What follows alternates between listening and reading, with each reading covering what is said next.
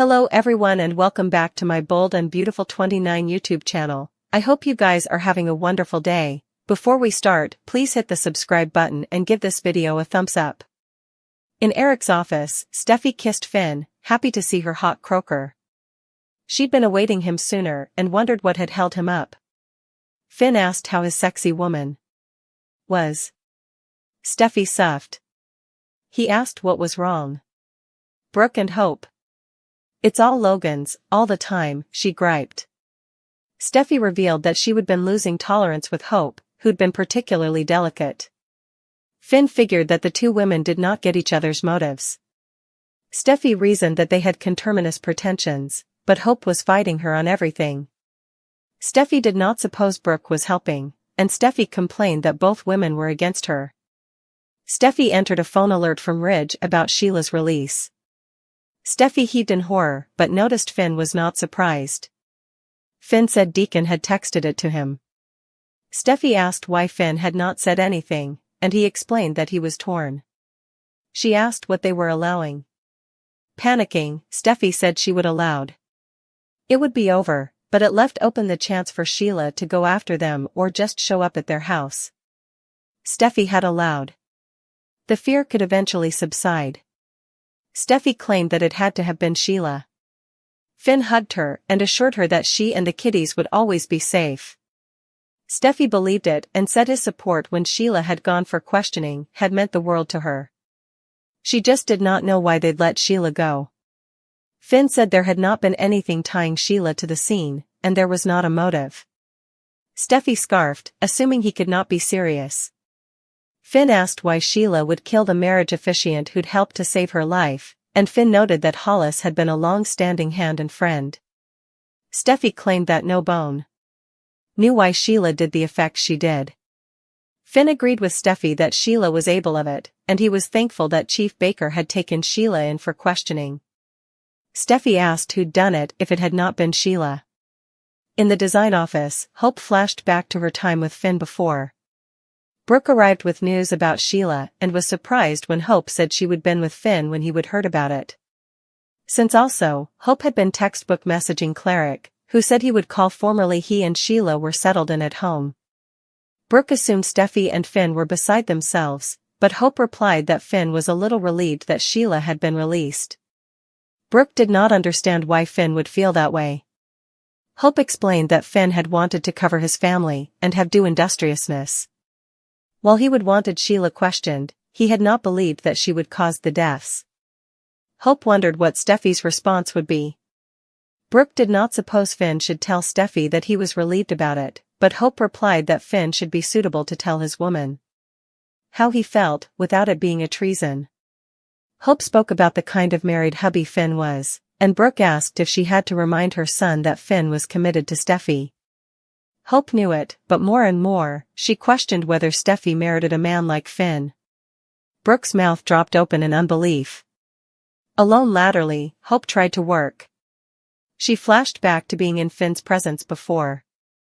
At Bill's house, Poppy was eager to make use of her time alone with Bill, but he'd to make it up to her latterly because he'd nearly to be. She got a call and decided to take it upstairs. After Poppy left, Katie surprised Bill when she walked into the house. Katie demanded to talk to him about their son and all the changes in Bill's life. She was concerned and felt that Bill was not paying attention to her, feeling that effects with Poppy and Luna were not as they appeared.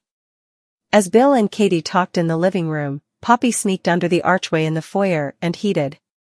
Katie tried to move Bill, that effects had moved too presto, and he had not had to move Luna and Poppy in. She asked how well he knew them. Bill believed that he knew enough, they were family. He asked what more he demanded to know. Bill appreciated Katie's concern and said he would presumably act the same way or worse if the places were reversed. He asked what Katie had wanted to say about Will. Katie remarked that Will would be there soon, and she did not know how he would fit into Bill's new family dynamic.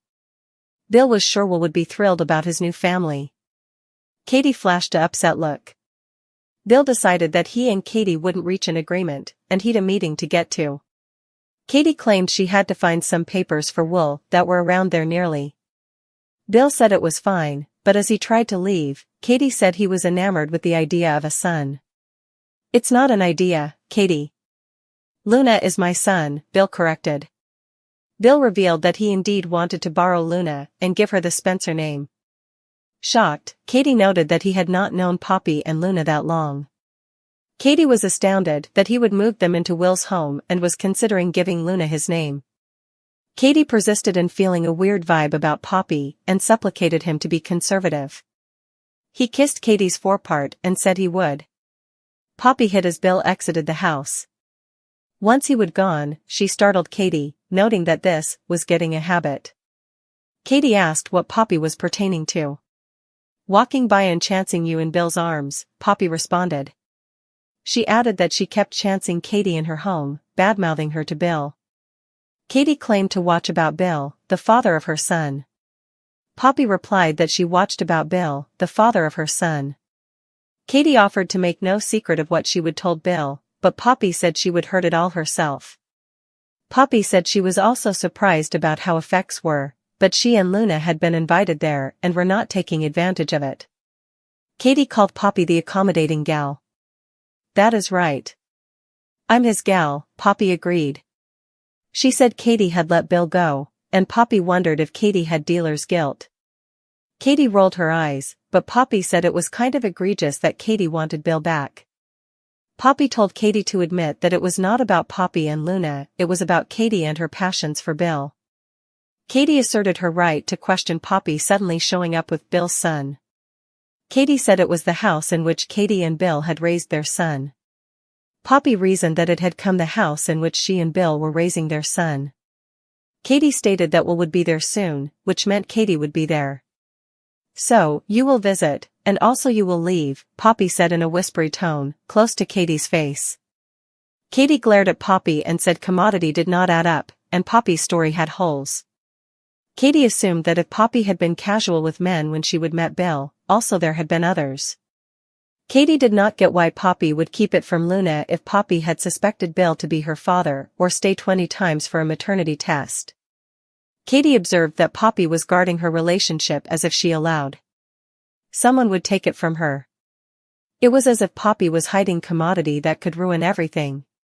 Katie declared that she would find the answers to all her questions about Poppy. Poppy flashed back to arguing with Tom about Luna's maternity and looked uncomfortable.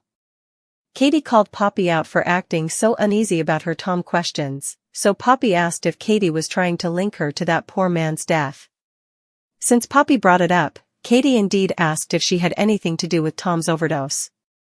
Poppy blustered about Katie acting like she was a fabricator, a gold digger, and a killer, before advising her to stop with these absurd allegations.